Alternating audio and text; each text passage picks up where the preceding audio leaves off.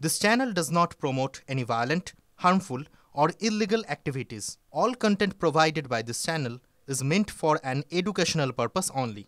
আর এই মুহূর্তে দুপুর দেড়টায় আরো একটা বড় খবর, সবথেকে বড় খবর এই মুহূর্তে ব্রেক করছি। আচমকা বৈঠকে দক্ষিণ কলকাতায় 3 হেভিওয়েট মন্ত্রী। সুপ্রিম কোর্টের রায় 26,000 চাকরি বাতিলের পর দেনি তড়িঘড়ি বৈঠকে ব্রাত্য বসু, ফিরহাদ হাকিম ও অরূপ বিশ্বাস। এই মুহূর্তের সবথেকে বড় খবর কথা বলবো, আমাদের প্রতিনিধি আমাদের সঙ্গে রয়েছেন সুমন মহাপাত্র, আমাদের সঙ্গে রয়েছেন, কথা বলবো সুমনের সঙ্গে। সুমন একদম গ্রাউন্ড জিরো থেকে রয়েছেন, সুমনের সঙ্গে জানার চেষ্টা করবো। সুমন, আচমকা এইরকম একটা দিনে তিনজন হেভিওয়েট মন্ত্রী, রাজ্যের মন্ত্রীরা বৈঠক করছেন, কারণ কি, নেপথ্যের কারণ কি জানতে পারা যাচ্ছে? দেখো, কালকে সুপ্রিম কোর্টের নির্দেশ রীতিমতো পশ্চিমবঙ্গ সরকারের কাছে একটা অপ্রত্যাশিতভাবে এসেছে এবং সামনেই নির্বাচন। সেক্ষেত্রে তৃণমূল এই ইস্যুতে কিভাবে এগোবে তার জন্যই মূলত অরূপ বিশ্বাস, ব্রাত্য বসু এবং আরও একজন হেভিওয়েট মন্ত্রী, মূলত 3 হেভিওয়েট মন্ত্রী, তারা আজকে তড়িঘড়ি বৈঠকে বসেছেন দক্ষিণ কলকাতায়। এবং আমরা এটা জানতে পারছি যে সেই বৈঠক প্রায় ঘণ্টাখানেক ধরে চলেছে এবং আগামী 7ই এপ্রিল মুখ্যমন্ত্রী মমতা বন্দ্যোপাধ্যায় তিনি চাকরিহারাদের সঙ্গে নেতাজি ইন্ডোরে একটা বৈঠক করবেন। সেই বৈঠকেরই কি রণকৌশলে এই বৈঠকে স্থির করা হলো, এই প্রশ্ন কিন্তু উঠছে। এবং আমাদের সূত্র মারফত আমরা যেটা জানতে পারছি, 3 মন্ত্রী একেবারে গোপনভাবে এই বৈঠক করেছেন এবং সেই বৈঠকে তারা 3 জন কিন্তু বেশ কিছু বিষয় নিয়ে আলোচনা করেছেন। তার কারণে সুপ্রিম কোর্টে চাকরি বাতিল হওয়ার পর একাধিক কনসিকুয়েন্সেস আসছে। গতকালই আমরা দেখেছি যে কিভাবে চাকরিহারারা কান্নায় ভেঙে পড়েছেন। আজকে ক্যানিং থেকে একজনের আত্মহত্যা করার চেষ্টার পর্যন্ত খবর এসছে। সেই জায়গায় তৃণমূল কংগ্রেস রাজনৈতিকভাবে এর কিভাবে প্রতিদ্বন্দ্বিতা করবে তা স্থির করতেই কি এই বৈঠক, এই প্রশ্ন কিন্তু উঠছে। এবং আমরা যেটা দেখতে পেয়েছি, দক্ষিণ কলকাতার একেবারে গোপন বলা চলে বৈঠক, সেখানে অরূপ বিশ্বাস, ব্রাত্য বসু এবং আরও একজন হেভিওয়েট মন্ত্রী 3 জনে পৌঁছে গিয়েছিলেন। ঘণ্টাখানেক তারা বৈঠক করেছেন এবং 7ই এপ্রিলের প্রসঙ্গ সেই বৈঠকে এসেছে কিনা সেটা আমরা জানতে পারছি যে সেই বৈঠকে এই 7ই এপ্রিলের প্রসঙ্গ এসেছে। সেক্ষেত্রে 7ই এপ্রিল মুখ্যমন্ত্রী চাকরিহারাদের সঙ্গে যে বৈঠক করবেন তার রূপরেখা কি এই বৈঠকে স্থির হলো সেটা এখন দেখার। একদম তাই সুমন, অত্যন্ত গুরুত্বপূর্ণ হতে চলেছে হয়তো এই বৈঠক। অবশ্যই আমাদের সেদিকে নজর থাকবে, তুমি আমাদের সঙ্গে থাকো। একদিকে দেখুন, যেরকম আমরা দেখছি যে বৈঠকে রাজ্যের 3জন হেভিওয়েট মন্ত্রী, অন্যদিকে পথে বিজেপি প্রতিবাদ জানিয়ে, যে ঘটনা ঘটেছে তাদের সেই সমস্ত কিছুর প্রতিবাদ জানিয়ে পথে বিজেপি তৃণমূলের দুর্নীতির জন্য বাংলায় সরকারি স্কুলগুলির সর্বনাশ, শিক্ষার অধিকার থেকে বঞ্চিত হচ্ছে অসংখ্য পড়ুয়া। প্রায় 26,000 চাকরি বাতিলের জন্য তৃণমূল সরকারকে দায়ী করে প্রধানমন্ত্রীকে চিঠি পুরুলিয়ার বিজেপি সাংসদ জ্যোতির্ময় সিং মাহাতোর। তার অভিযোগ, সারদার মতো ফের বাংলার মানুষকে লুট তৃণমূল নেতাদের। বাংলায় ঘুষের বিনিময়ে চাকরির সিন্ডিকেট দুর্নীতি চলছে তৃণমূল সরকারের মদতে, যার ফল ভুগতে হচ্ছে শিক্ষিত তরুণ তরুণীকে। একই সঙ্গে পুরুলিয়ার বিজেপি সাংসদের অভিযোগ, রাজ্যে বিভিন্ন জায়গায় উপযুক্ত পরিকাঠামো ছাড়াই গজিয়ে উঠেছে তৃণমূল নেতাদের তৈরি বেসরকারি ইংলিশ মিডিয়াম স্কুল। তাদের ব্যবসা যাতে ঠিকঠাক হয় সেজন্যই এভাবে সরকারি স্কুলগুলোকে শেষ করে দেওয়ার চক্রান্ত তৃণমূল সরকারের। অভিযোগ তুলে প্রধানমন্ত্রীকে চিঠি দিয়ে অবিলম্বে হস্তক্ষেপের আবেদন পুরুলিয়ার বিজেপি সাংসদ জ্যোতির্ময় সিং মাহাতো। গতকালই চাকরি বাতিলের খবর আসার পর থেকে আমরা বিভিন্ন স্কুলে TV9 বাংলা পৌঁছে যায় এবং আপনাদেরকে খবর দেয় ঠিক কতজনের চাকরি বাতিল হয়েছে এক একটা স্কুলে। নদিয়ার পলাশী হাই স্কুল, সেখানে একসঙ্গে চাকরি বাতিল 10 জন শিক্ষকের। আগে থেকে স্কুলের শিক্ষকের আকাল, 62 বদলে শিক্ষক ছিল 40 জন। সুপ্রিম নির্দেশে চাকরিহারা আরও 10 জন শিক্ষক। 3000 পড়ুয়ার স্কুলে 30 জন শিক্ষকে কিভাবে চলবে? পড়াশোনা থেকে স্কুল চালানোই কঠিন, চরম বিপাকে স্কুল কর্তৃপক্ষ। আমার বিদ্যালয়ে বর্তমানে স্টুডেন্ট সংখ্যা 3000+। টোটাল শিক্ষক ছিল 40 জন। গতকালের রায়ে 10 জন শিক্ষকের চাকরি চলে গেছে। এই 3000 স্টুডেন্ট, তাদের পঠন পাঠন শিক্ষা ব্যবস্থা এই 30 জন টিচিং স্টাফ নিয়ে চালানো খুব কষ্টকর হবে এবং ব্যাহত হবে বলে আমি মনে করি। এই নিয়ে আমি খুব চিন্তিত। ঠিক 10 দিন আগে এক শিক্ষকের মৃত্যু। স্কুলের ভরসা ছিল একজনই শিক্ষাকর্মী। বৃহস্পতিবার হাইকোর্টের রায়ে চাকরি গেল সেই শিক্ষাকর্মীরও। স্কুল প্রায় বন্ধ হওয়ার জোগাড়। ধূপগুড়ির কথা বলছি, ধূপগুড়ির ঘোষপাড়া হাই স্কুলে পড়ুয়া সংখ্যা 7 জন, একজন শিক্ষক একজন শিক্ষাকর্মী নিয়েই এই স্কুল চলত। শিক্ষকের মৃত্যুর পর শিক্ষাকর্মী স্কুলের যাবতীয় কাজ সামলাতেন। তিনিও চাকরি হারাতে স্কুলে তালা খোলারই লোক নেই। অস্থায়ীভাবে এক শিক্ষিকাকে স্কুল খোলার নির্দেশ দেওয়া হয়েছে। অমল দা এসে পেয়েছি দুদিন, তারপরে দেখছি এই 2016 এইসব কেলেঙ্কারির জন্য যে চাকরি সবার চলে গেলেন উনি তার মধ্যে। তার মানে এখন বর্তমানে আপনি অচল অবস্থা, কেউ নেই। মানে আমি তো এই স্কুলের নই, মানে আমাকে টেম্পোরারি পাঠানো হয়েছিল, কিন্তু এখন এই স্কুলের বর্তমান পার্মানেন্ট কিন্তু আর কেউ থাকলো না, না মানে কোনো গ্রুপ ডিস্টার্ব, না কোনো টিচার। তার মানে এখন তাহলে মানে স্কুল বন্ধ প্রায় বলা যায়। তাই তো, মানে ছাত্র সংখ্যাও এরকম, মানে স্কুলের খুব অচল অবস্থা। স্কুল চালাতেন একজন শিক্ষক ছিলেন, আর একজন সহকারী অশিক্ষক কর্মচারী দিয়ে কাজ চালাতেন। ওই শিক্ষক অসুস্থ হওয়ার পরে উনিই চালাতেন, কিন্তু ওরা বিগত 10-12 দিন আগে পরলোক গমন করায় ওই অশিক্ষক কর্মচারী চালাচ্ছিলেন। কিন্তু কালকে তার চাকরি চলে যাওয়াতে আমরা অনিশ্চয়তার মেঘ যে স্কুলটা বন্ধ হয়ে যাবে নাকি, যদি নতুন করে শিক্ষক নিয়োগ না করা হয়। এখানে কিছু স্টুডেন্ট আছে, তাদের ভবিষ্যৎ অনিশ্চিত। শিক্ষক কর্মী ছিল, সেই শিক্ষক কর্মীরও শুনছি গ্রুপ ডির কারণে চাকরিটা চলে গেছে। মানে কালকে আদালতের রায়, তো এখন কি হবে সেটা নিয়ে তো সংশয় ভুগছি। তালা খোলার লোক কি আছে? আর না, তালা খোলার তো লোক দেখছি না, স্কুল তো এখন অবধি খোলেনি, বন্ধই আছে। এখন আগামীতে কি হবে এ নিয়ে তো দুশ্চিন্তা। এখন স্কুল চলবে কি চলবে না এ নিয়েই একটা চিন্তার ছায়া। আরও একটা স্কুলের ছবি দেখাবো আপনাদের। চাকরি গেছে, কিন্তু স্কুলে এসেছেন ভারপ্রাপ্ত প্রধান শিক্ষক। সুপ্রিম কোর্টের নির্দেশে ভারপ্রাপ্ত প্রধান শিক্ষক সহ 11 জনের চাকরি গেছে সুতির বহুতালি স্কুলে। পরীক্ষা চলছে স্কুলে, তাই চাকরি গেলেও মানবিকতার খাতিরে স্কুলে এসেছেন ভারপ্রাপ্ত প্রধান শিক্ষক। 3760 জন পড়ুয়ার পড়াশোনার দায়িত্ব সামলান 4 পার্শ্ব শিক্ষক সহ মোট 19 জন। সেই স্কুলে চাকরি গেছে 11 জনের। সরকারি নির্দেশ আসার পরেই পরবর্তী সিদ্ধান্ত নেবেন জানিয়েছেন ভারপ্রাপ্ত প্রধান শিক্ষক জিয়াউল হক। সুপ্রিম কোর্টের রায় হয়েছে, তাতে আমার স্কুলের 11 জনের চাকরি গেছে আর কি, ইনক্লুডিং আমার আর কি। এতগুলো স্টুডেন্টের কথা ভেবে আমরা এত কিছু ঘটে যাওয়ার পরে আমরা পরীক্ষাটা কাল থেকে চালাচ্ছি, মানবিক দিক থেকে বিচার করে আর কি।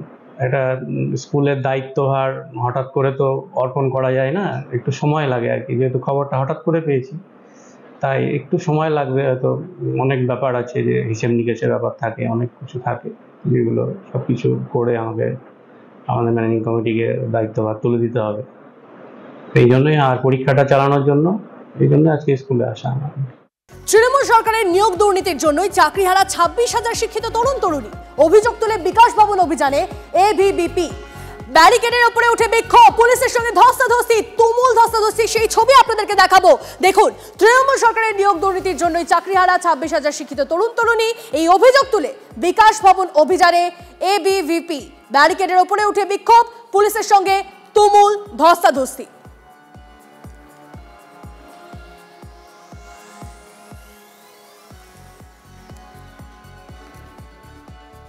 আর একবার আপনাদেরকে জানিয়ে রাখি, নিয়োগের দুর্নীতি এই অভিযোগ বারবার করে, এই অভিযোগ আর সেই অভিযোগ তুলেই 26,000 শিক্ষিত তরুণ তরুণীরা তারা পথে এই অভিযোগ তুলে বিকাশ ভবন অভিযানে এবিভিপি।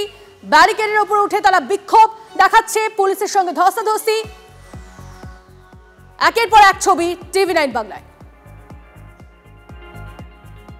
পরে খবরে আসি, ওষুধের গুণমান নিয়ে প্রশ্ন।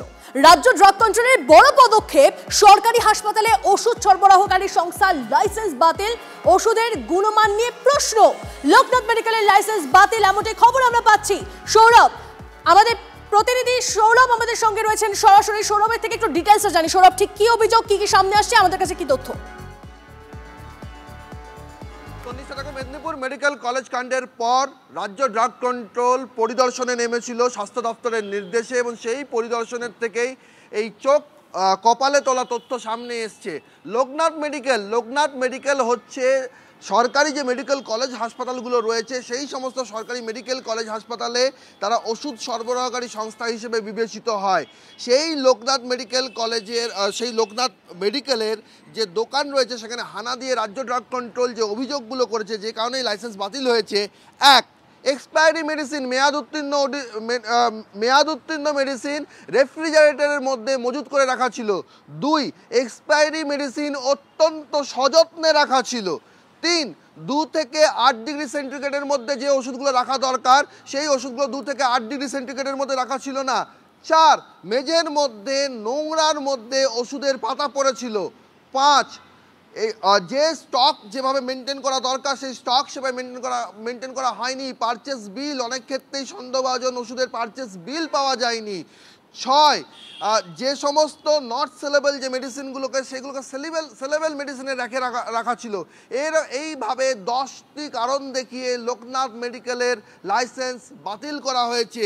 এটা অত্যন্ত গুরুত্বপূর্ণ, তার কারণ চিকিৎসকেরা বলছেন যে লোকনাথ মেডিকেল থেকে অনেক সময় লোকাল পারচেস হিসেবে ওষুধ সরবরাহ করা হয়। কয়েক মাস আগে এনআরএসের এসএনসিউ বিভাগে এই লোকনাথ মেডিকেলের সরবরাহ করা ইঞ্জেকশনের গুণমান নিয়ে প্রশ্ন উঠেছিল। এনআরএস কর্তৃপক্ষ তার বিরুদ্ধে ব্যবস্থা নিয়েছিলেন। সেই সমস্ত প্রেক্ষিতে সরকারি হাসপাতালে কারা ওষুধ সরবরাহ করছেন সেই বিষয়ে আরও একবার চোখে আঙুল দিয়ে দেখিয়ে দিল রাজ্য ড্রাগ কন্ট্রোলের এই পদক্ষেপ। তন্নিষ্ঠা, একদম অবশ্যই আমাদের সেদিকে নজর থাকবে। অনেক ধন্যবাদ সৌরভ তোমায়। ওষুধের গুণমান নিয়ে প্রশ্ন, রাজ্য ড্রাগ কন্ট্রোলের বড় পদক্ষেপ। সরকারি হাসপাতালে ওষুধ সরবরাহকারী সংস্থার লাইসেন্স বাতিল। ওষুধের গুণমান নিয়ে প্রশ্ন, লোকনাথ মেডিকেলের লাইসেন্স বাতিল কারণ নোংরা বেছে জীবনদায়ী ওষুধ ফেলে রাখার অভিযোগ, মেয়াদ উত্তীর্ণ ওষুধ ফ্রিজে সযত্নে রেখে দেওয়ারও অভিযোগ, এসএনসিউয়ে সরবরাহ করা ইঞ্জেকশনের গুণমান নিয়েও প্রশ্ন, নিয়ম মেনে জীবনদায়ী ওষুধ সংরক্ষণ না করার অভিযোগ, স্বাস্থ্য ভবনে এনআরএস কর্তৃপক্ষের নালিশের পরই পদক্ষেপ। এবার সোদপুরের দিকে নজর রাখতে হচ্ছে, কারণ সোদপুরে জাল ওষুধ বিক্রির অভিযোগ, দোকানে বিক্ষোভ স্থানীয়দের। অভিযুক্ত ওষুধ ব্যবসায়ীকে আটক করল পুলিশ, ওষুধের দোকানটি বন্ধ করে দিল পুলিশ। এই মুহূর্তে সেই ছবি দেখছেন আপনারা। এই মুহূর্তে যে ছবি দেখাচ্ছি আপনাদেরকে, সোদপুরে জাল ওষুধ বিক্রির অভিযোগ, দোকানে বিক্ষোভ স্থানীয়দের। অভিযুক্ত ওষুধ ব্যবসায়ীকে আটক করল পুলিশ, ওষুধের দোকানটি বন্ধ করে দিল পুলিশ। টিভিএন বাংলা এক্সক্লুসিভ ছবি।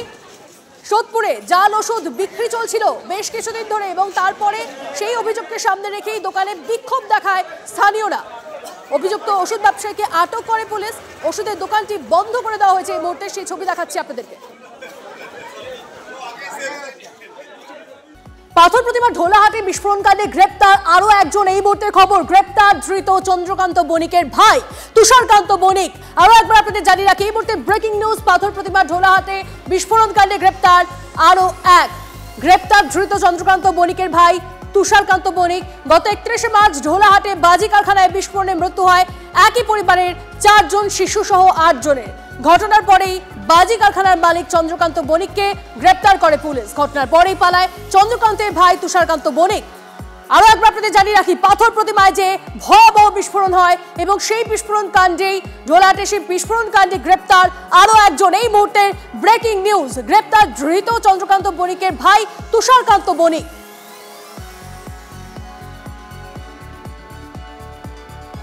গত 31শে মার্চ ঢোলাহাটে বাজি কারখানায় বিস্ফোরণে মৃত্যু হয় একই পরিবারের 4 জন শিশু সহ 8 জনের। ঘটনার পরেই বাজি কারখানার মালিক চন্দ্রকান্ত বণিককে গ্রেপ্তার করে পুলিশ। ঘটনার পরেই পালায় চন্দ্রকান্তের ভাই তুষারকান্ত বণিক। 5 দিনের মাথায় আজ ঢোলাহাট থেকে গ্রেপ্তার তুষারকান্ত বণিক।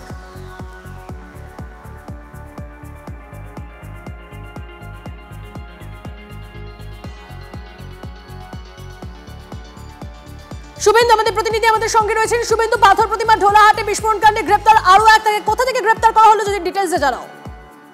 দেখো, আগেই গ্রেপ্তার করা হয়েছিল চন্দ্রকান্ত বণিককে, তাকে জিজ্ঞাসাবাদ চালিয়ে, তাকে হেফাজতে নিয়ে জিজ্ঞাসাবাদ চালিয়ে ঢোলাহাট থানার পুলিশ গতকাল রাতে স্থানীয় স্কুল মোড় থেকে তাকে গ্রেপ্তার করে এবং তাকে আজকে দুপুরে কাকদ্বীপ মহকুমা আদালতে তোলা হয়েছে। তুমি জানো যে গত সোমবার রাতে ঢোলাহাটের 3য় ঘেরিতে একটি বাড়ির মধ্যে বাজি মজুত করার ফলে সেখানে আগুন লেগে কিন্তু বিস্ফোরণ ঘটে এবং একই পরিবারের 8 জনের মৃত্যু হয়েছিল।